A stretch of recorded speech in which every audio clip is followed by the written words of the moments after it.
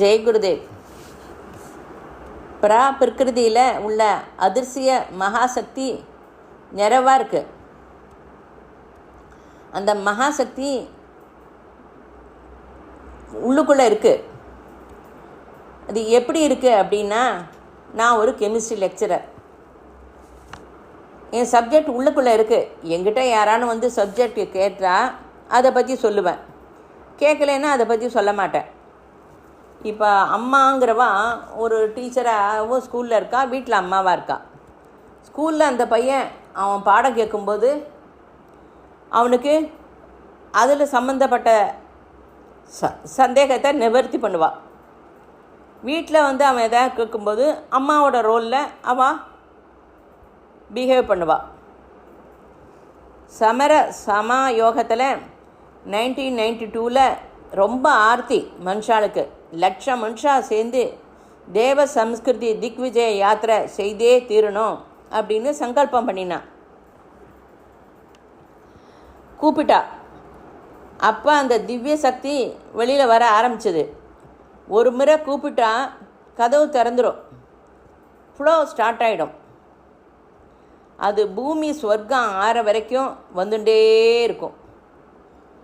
இதில் வந்து யார் கூப்பிட்டாங்கிறது முக்கியம் கிடையாது. லட்சக்கணக்கான மக்கள் தீவிர மனோபாவத்தோடு கூப்பிட்டுருக்கா. சக்தி கீழே வருது. அதற்கு ஏற்கிறதுக்கு அந்த ஒரு சூழ்நிலை வரணும். அது அப்போ எப்போ வருதுன்னு அதுவும் தெரியாது. ஆனால் அவள் சங்கல்பம் பண்ணி எடுக்கும்போது அஸ்வமேத யஜ்யம் பண்ணுற மாதிரி அவள் நினைக்கல. எந்த இடத்துல அந்த பாவம் இருக்கோ அங்கே அது வரும். சின்ன செடி வைக்கிறோம், உன்னோட சாமர்த்தியம், அதில் ஜலம் விட்டு வளர்த்து விடுறோம். அதுக்கு எந்தவித தெய்வீக சக்தியும் இடைஞ்சல் இல்லை. தேவத சக்திகள் எல்லாம் சேர்ந்து எடுத்த பிரமாணம், சேர்ந்து எடுத்த சபதம். அப்போ வந்து அஸ்வமேத யஜ்யம் பண்ண போகிறோம் அப்படின்னு அவள் நினைக்கல.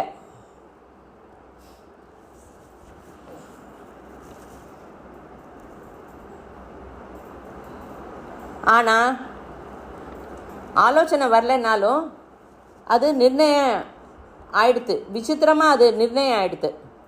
ஒரு வருஷத்தில் அஸ்வமேத யஜ்யம் செஞ்சுட்டா. இந்த அற்புத சக்தி வந்து சூரிய சக்கரத்தில் குவிக்கப்பட்டிருந்தது.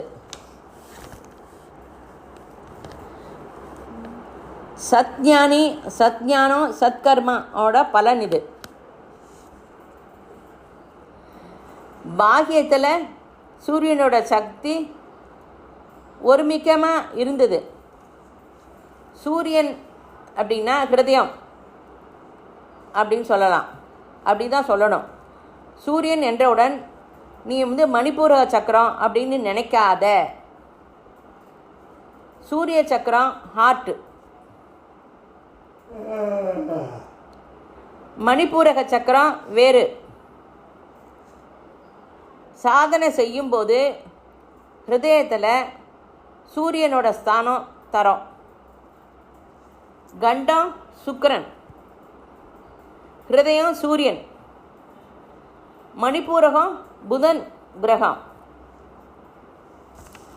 மறுபடியும் சொல்கிறேன், சூரியன் ஹிருதயம், சூரியனோட சக்கரம் ஹிருதயம், மணிப்பூரகம் புத சக்கரம் புதன் கிரகம்.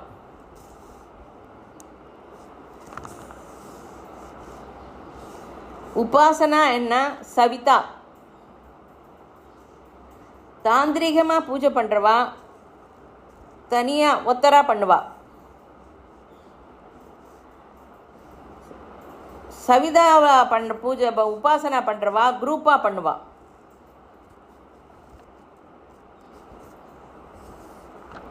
ரத்த பீஜனை எப்படி நாசம் செய்தோமோ அப்படி நம்ம ஒவ்வொரு மனுஷாக்கிட்டையும் போய் நம்ம சவிதா சக்தி, ஆராதன சக்தி, காயத்ரியை வீட்டுக்கு வீடு போய் தெரியப்படுத்தணும். எல்லார் மனசுலையும் இருக்கிற அந்த இரத்த பீஜமான அந்த குணங்களை எடுத்துடணும், பாப்பத்தை போக்கணும், ஆச்சரணம் செய்யணும். அஸ்வமேத யஜ்யமே இதான். இது விதி விதானம், ப்ரொசீஜர், இதனோட பலன், இது எல்லாத்தையும் சொல்லணும். தேவதாகள் எல்லாருமே காரியத்துக்கு வந்துவிடுவா. பெரிய லாபம் என்னன்னா,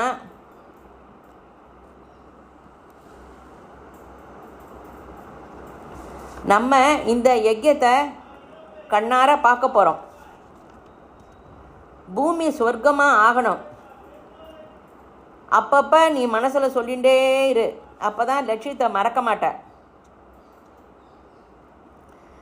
பூமி சொர்க்கம் ஆகணும்னு லட்சியத்தை நினச்சி நீ ஒரு அடி எடுத்து வச்சாக்க அந்த பராசக்தி எவ்வளவு ஆனந்தப்படுவா.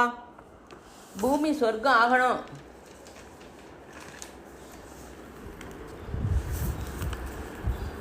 அதுக்கு ஏற்ற மாதிரி சூழ்நிலை வந்துடுறது.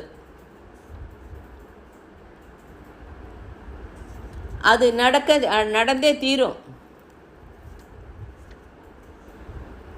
அரவிந்தோ ரொம்ப நாள் முன்னாடியே சொன்னார், 1924 சொன்னார், மனுஷி சரீரமாக அமரர் ஆவா அப்படின்னு. அது ஆனாலும் அவர் சரீரம் விடும்படியாக ஆயிடுத்து. அவர் எவ்வளவோ சாவித்திரி சாதனை பண்ணியிருக்கார். விசித்திரத்தை பாருங்கோ. சவிதா சாதனை விதவிதமான பெயரில் அவர் செஞ்சார். அமிர்த பானம் எழுத்தாப்புலேயே இருக்குது அப்படின்னு சொன்னார். குரு சொன்னாலும்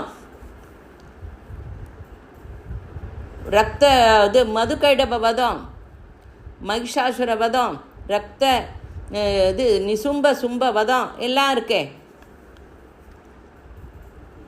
ரத்த பீஜம் போகணும் நம்ம சாதனையில்.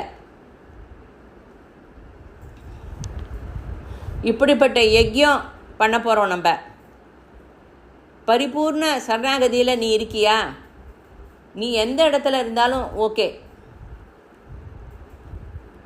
நீ சொல்கிறத அப்படியே நான் செய்கிறேன் அப்படிங்கிற அந்த மானசிக ஸ்திதி ரொம்ப ரொம்ப முக்கியம். குரு சொல்லி தந்துட்டா, நம்ம அதை ஃபாலோ பண்ணணும். குரு சொல்கிறத நீ அப்படியே செய்யும்போது உன்னுடைய தேவத்துவம் வெளியில் வருது.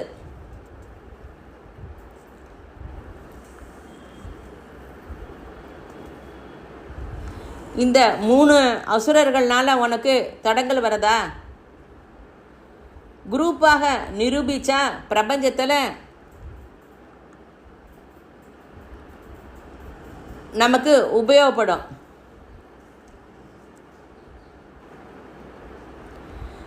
நமக்கு அமிர்தத்துவம் தரலையேன்னு அழ வேண்டாம். இப்போ ஐன்ஸ்டீன் புவியீர்ப்பு சக்தியை கண்டுபிடிச்சார். கொஞ்சம் சயின்டிஸ்ட்டு அவர் கண்டுபிடிச்சாலும் அந்த பிரஜைகளுக்கு லெவலுக்கு கொண்டு போகணுமே, அதை கொண்டு போனான். ஃபாரடே எலக்ட்ரிசிட்டியை கண்டுபிடிச்சார். ஃபேன், ஃப்ரிட்ஜு எல்லாம் நம்ம உபயோகப்படுத்துகிறோம். இன்னும் கூட நிறைய கிராமத்துக்கு அந்த எலக்ட்ரிசிட்டி போகாமல் தான் இருக்குது. குரு தந்த அமிர்த தத்துவ வித்தியை கொஞ்சம் குருமார்கள் வெளியே தெரியப்படுத்தினான். சரீர ஸ்திதி, மானசிக ஸ்திதி எவ்வளவு சீக்கிரமாக அதை அதிகப்படுத்துகிறோமோ அவ்வளவு நல்லது. குரூப் சாதனை ரொம்ப முக்கியம். தனிப்பட்ட யஜ்யம் கிடையாது. எப்படி எல்லாரோடையும் கலந்து வேலை செய்கிற, அது எப்படி நீ நிர்ணயம் எடுத்துக்கிற?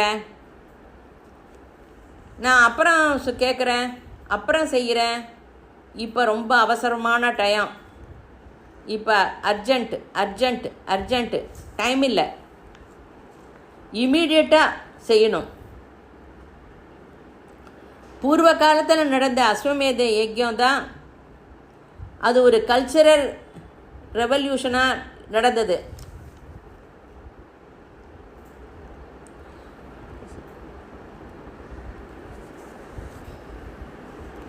அதே இப்போ அந்த அஸ்வமேத யஜ்யம் சம்பூர்ண ராஜ்யத்தை கலந்து ஒரே வழியில் எடுத்துன்னு போச்சு. அந்த ராஜ்யத்தில் இருந்தவா எல்லாரும் ஒரே திருஷ்டியில் வேலை பண்ணினான். அந்த காலத்து கூட நிறைய ராஜா அந்த நிறைய பிரிவெல்லாம் இருந்தது. ஆனால் அந்த தேவ சம்ஸ்கிருதி அப்படின்னு இருக்கிறதுல எல்லாம் ஒன்றா போச்சு. அமிர்தமாய எதிரிலேயே இருக்குது. அதை நம்ம புரிஞ்சு செய்யணும். இப்போ இந்த ரெடிமேடாக இருக்குது, இதை யாருக்கு எப்படி தருது, இதை யார் கையில் கொடுத்தா எப்படி உபயோகப்படுத்துவா அப்படின்னு ரிஷிகள்லாம் ஆலோசனை பண்ணுறா.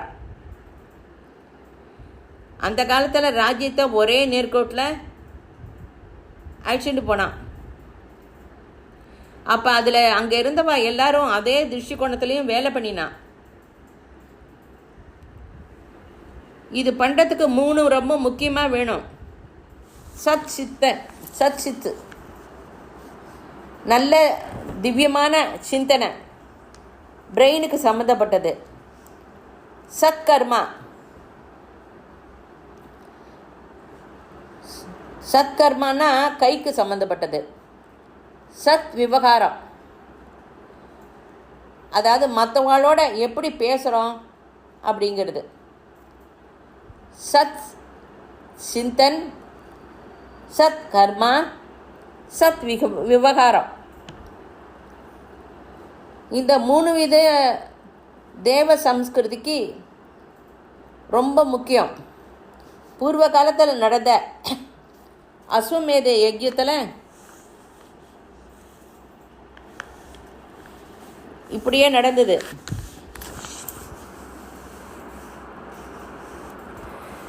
இப்படி இதை நம்ம அதிகப்படுத்தணும்.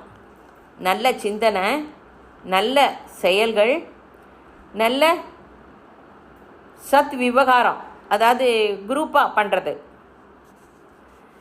இப்படி செய்கிறதுனால தெய்வத்துவம் நிச்சயமாக ஜெயிக்கும்.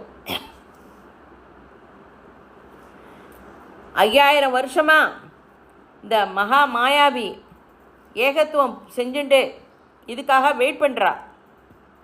அதை பிளான் பண்ணியிருக்கா. இப்போ நமக்கு புரிஞ்சுக்கிறதுக்கு டைம் வந்துடுத்து. கலி தர்மம் அப்படின்னு நினைக்காம எங்கெங்கே நற்காரியங்கள் நடக்கிறதோ அங்கே போய் நீங்கள் பார்ட்டிசிபேட் பண்ணுங்க. பார்ட்டிசிபேஷன்னா கலந்து பண்ணணும்.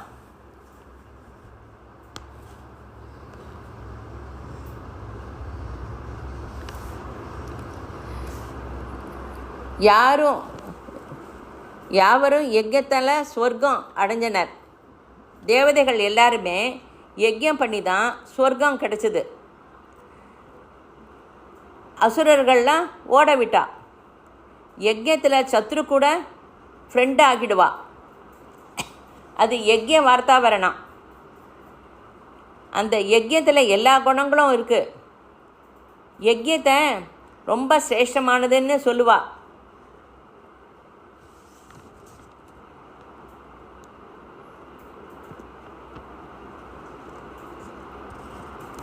கொட்டேஷனை மனப்பாடம் செஞ்சுக்கோங்க. அப்போ தான் எல்லாருக்கும் சொல்ல முடியும். அக்னியில் விதிப்படி செய்யும் ஆகுதி சூரியனுக்கு கிடைக்கிறது. அதனால் மழை பெய்யுறது. மழையினால் அன்னம் கிடைக்கிறது. அன்னத்தினால பிரஜா உற்பத்தி ஆகுது.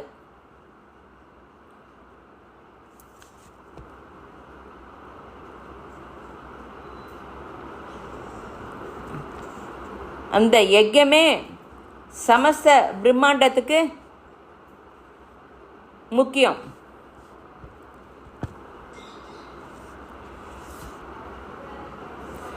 யஜ்யத்துக்கு கட்டப்பட்ட நாபிஸ்தானம், சமஸ்த பிரம்மாண்டத்துக்கும் நாபிஸ்தானம் யஜ்யம். அதர்வண வேதத்தில் கல்யாண காரியம் யஜ்யத்தினால தான் நடக்கிறது. தேவர்களுடைய அன்னம் கிடைக்கிறது. யஜ்யத்தை பாகமாக கிடைக்கிறது அவளுக்கு. தேவ சம்ஸ்கிருதியில் மேருதண்டமே யஜ்யம். அதாவது தேவ சம்ஸ்கிருதியில் மேருதண்டமே யஜ்யம்னா நம்மளுடைய பேக்போன் தான் யஜ்யம். நல்ல சிந்தனை, நல்ல கர்மா, நல்ல விவகார், இதை கவனி.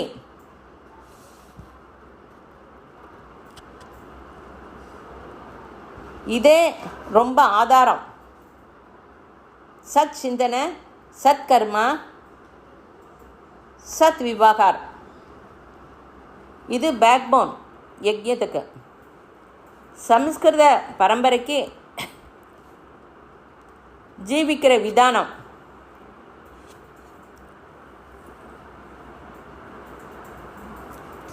சம்பந்த பாந்தவியம், அதாவது சமஸ்த பரம்பரைக்கும், அதாவது நம்ம சம்ஸ்கிருத பரம்பரைக்கு ரொம்ப முக்கியமானது என்ன அப்படின்னா, ஜீவிக்கிற விதானத்தை எப்படி சொல்கிறதுன்னா, சம்பந்த பாந்தவியம், கல்யாணம் சம்ஸ்காரம், வித்யாரம்ப சம்ஸ்காரம், உபநயன சம்ஸ்காரம், பும்சவன சம்ஸ்காரம், ஆயுஷ் பிறந்தநாள் சம்ஸ்காரம் அப்படின்னு ரகரகமாக சம்ஸ்காரம் பரம்பரையில் சொல்லியிருக்கா. ரிஷிகள்லாம் அந்த பரம்பரையில் இதெல்லாம் உபயோகப்படுத்தி நம்மளை நிறைய ஆலோசனை பண்ணி இதை ஒன்றுத்தோட ஒன்று நம்மளோட லைஃப்பில் சேர்த்துருக்கா. யஜ்யத்திற்கு தேவ சம்ஸ்கிருதி மேருதண்டம் ஆதாரம் ஆனது. அவள் ஒவ்வொன்றுத்தையும் யோஜனை பண்ணி நம்ம லைஃப்பில் ஆட் பண்ணியிருக்கா. எந்த ஒரு சம்ஸ்காரத்தையும் உபயோகம் இல்லாமல் அவள் நம்மக்கிட்ட வைக்கலை.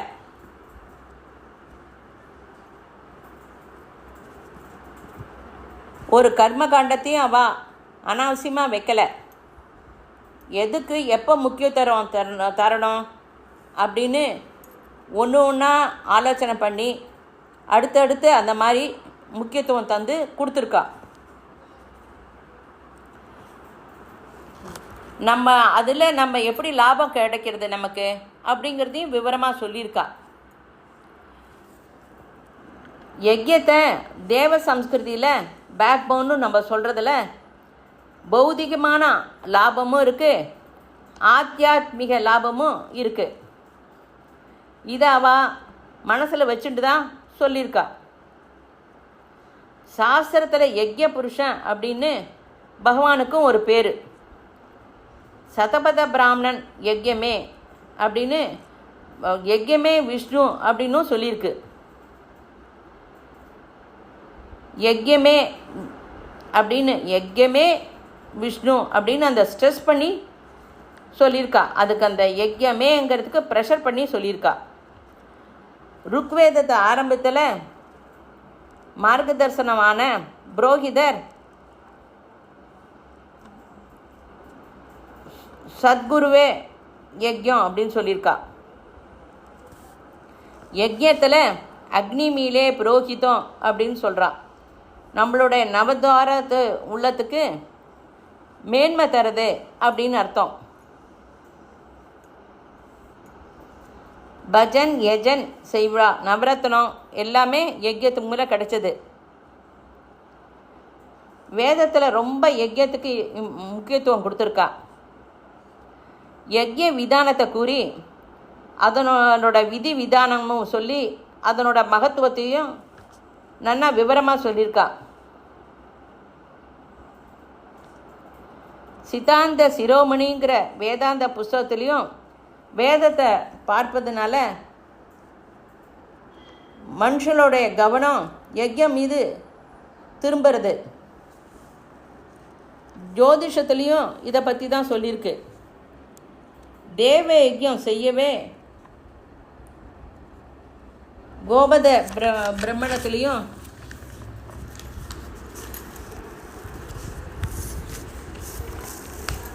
சொல்லியிருக்கா.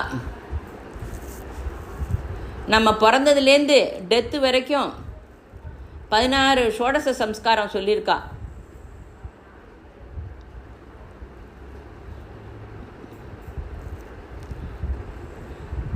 மனுஷனோட ஓரியன்டேஷன் யஜ்யம் வழியே போகிறது.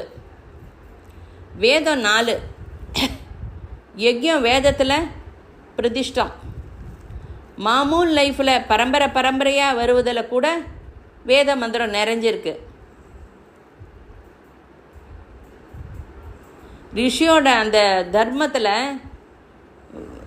அது அபிச்சின்னமாக ரூபமாக இருக்குது. அது 16 சம்ஸ்காரமாக சொல்லியிருக்கா. நம்ம யஜ்யம் பண்ணுறதுனால துஷ்பிரவர்த்தி போகிறது. எந்த பண்டிகை பண்ணுறதுனாலும் எந்த நல்ல காரியம் பண்ணாலும் யஜ்யம் பண்ணுறோம். ஹோலி, தீபாவளி யஜ்யத்தோட கர்மமே. தினம் ஆகாரம் பண்ணி அதை பலிவேஷனம்னு பண்ணுறோம். ஒரு ஸ்பூன் அன்னம் எடுத்துட்டு அந்த அன்னத்தோட வெல்லம் நெய் கலந்து 5 உருண்டை வச்சுட்டு ஒரு காப்பர் பாத்திரத்தை கேஸ் மேலே வச்சுட்டு கேஸை ஆன் பண்ணிவிட்டு காயத்ரி மந்திரம் சொல்லி ஸ்வாகா இதம் காயத்ரியை இதம் நமம அப்படின்னு சொல்லி போடுறோம். பலிவேஷனான்னு சொல்கிறோம். இது 5 சொல்லிவிட்டு அது பண்ணுறதுல நிறைய லாபங்கள்லாம் இருக்குது.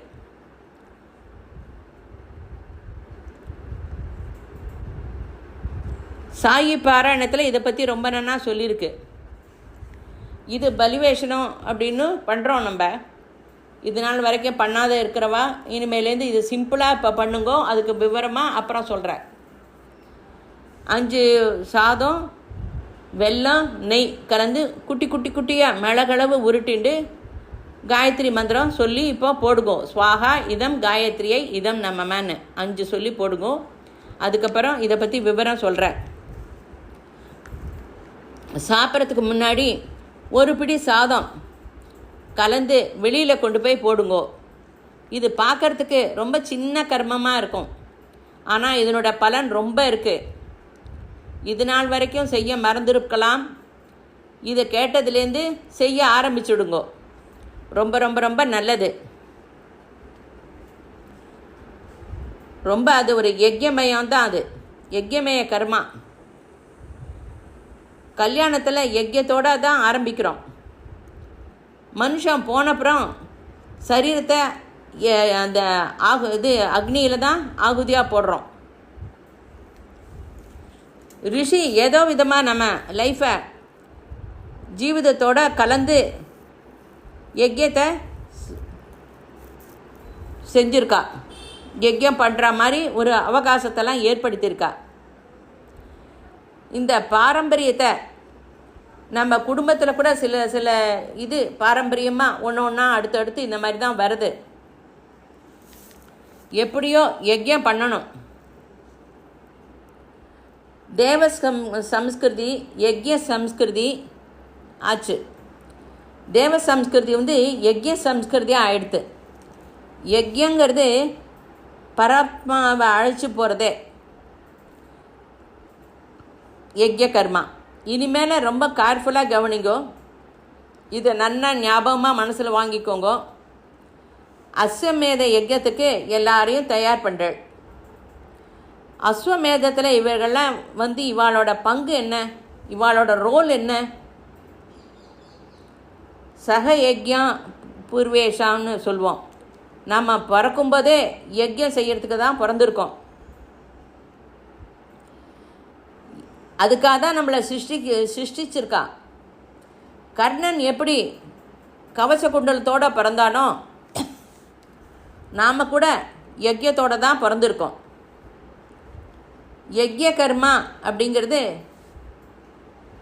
பரமாத்மாவோட பிரயோஜனத்துக்காக செய்யப்பட்ட சத்கர்மா தான்.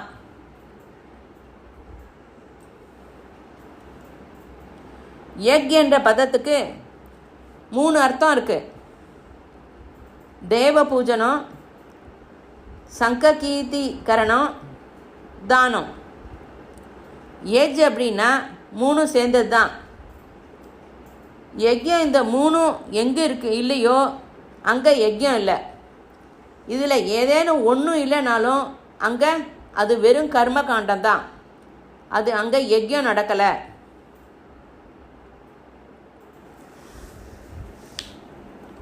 தேவ பூஜனம், சங்கதீகரணம், தானம். திருப்பி திருப்பி சொல்கிறதா தோணும்.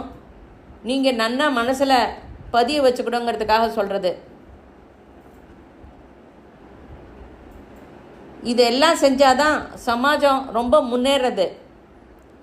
அந்த மேலே மேலே முன்னேற்ற பாதையில் நம்மளை அழிச்சுன்னு போகிறது.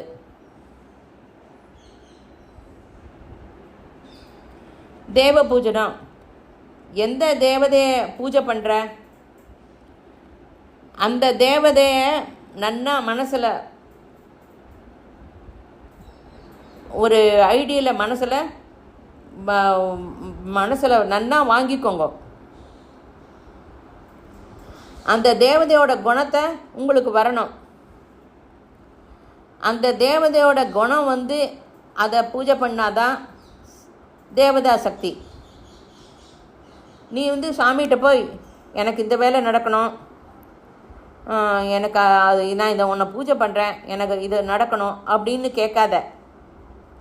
நீ தேவதையிட்ட போய் கேட்கக்கூடாது. நீ தேவதையாக மாறணும். ஐடில். இப்போ ஒரு ஹீரோவை நீ உதாரணமாக வச்சுட்ட என்ன பண்ணுவ?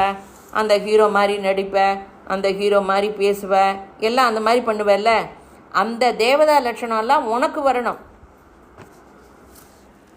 எந்த தேவதையை நீ பூஜை பண்ணுறியோ அந்த தேவதா சக்தி உங்ககிட்ட வரணும். அடுத்தது சங்கதீகரணம்னா என்ன? ஒரே வேலையை எல்லாரும் சேர்ந்து செய்கிறது. மனசா, வாக்கா, கர்மாவா ஒருவரோட ஒருவன் நல்லா கோஆப்ரேட் பண்ணி பண்ணணும். Group farming. ஒரு குரூப் இல்லை, இன்னும் 2-3 குரூப்போடையும் கூட ஆர்கனைஸ் பண்ணி செய்கிறது. இப்போ நம்ம உடம்புல நர்வஸ் சிஸ்டம், ஸ்கெலிட்டன் சிஸ்டம் அப்படின்ட்டு விதவிதமான சிஸ்டம் இருந்து நம்ம சரீரம் நன்னா வேலை செய்கிறதுக்கு எப்படி ஒத்துழைக்கிறது? நீ அதுபோல் எல்லாரோடையும் கலந்து வேலை பண்ணணும். அப்போ தான் பூமி சொர்க்கம் ஆகும். அப்போ எவ்வளோ உயர்ந்த ஆலோசனை உனக்கு இருக்கணும். தாட்டு. நம்ம ஒரு நாளைக்கு போகல அப்படின்னா அம்மாடி அவன் வரல இன்னைக்கு அப்படின்னு நினைக்கக்கூடாது. ஐயோ அவன் இருந்தால் இதை விட இன்னும் நன்னா பண்ணியிருப்பானே. அந்த அளவுக்கு ஒரு இம்பார்ட்டன்ஸை அங்கே அந்த இடத்துல நீ உண்டு பண்ணணும். அவன் இன்னைக்கு வரலையா, ரொம்ப நல்லதாச்சு அவன் அப்படின்னு நினைக்கிற அளவுக்கு இருக்கக்கூடாது.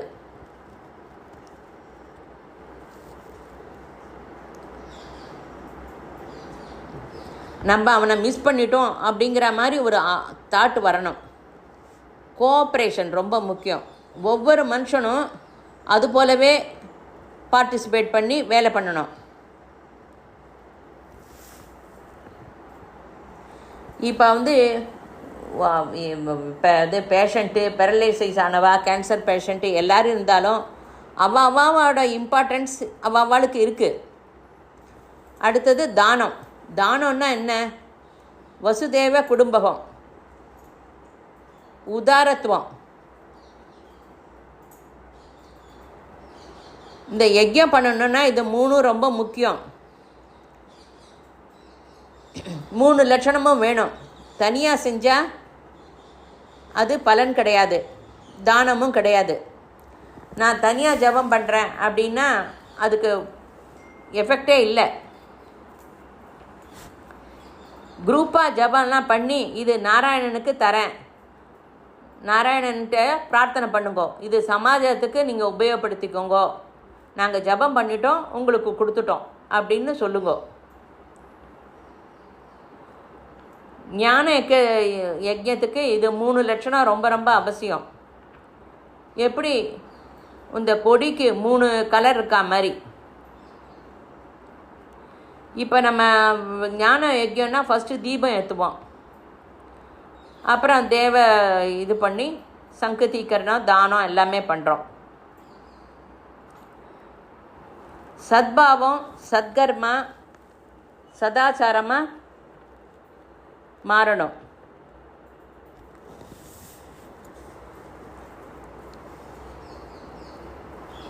இதுதான் ரொம்ப யஜ்யத்தோட முக்கியம். இதை நீங்கள் எல்லாருக்கும் திருப்பி சொல்லி எல்லாரையும் இன்வால்வ்மெண்ட் பண்ணி யஜ்யம் பண்ணுங்கோ. ஜெய் குருதேவ்.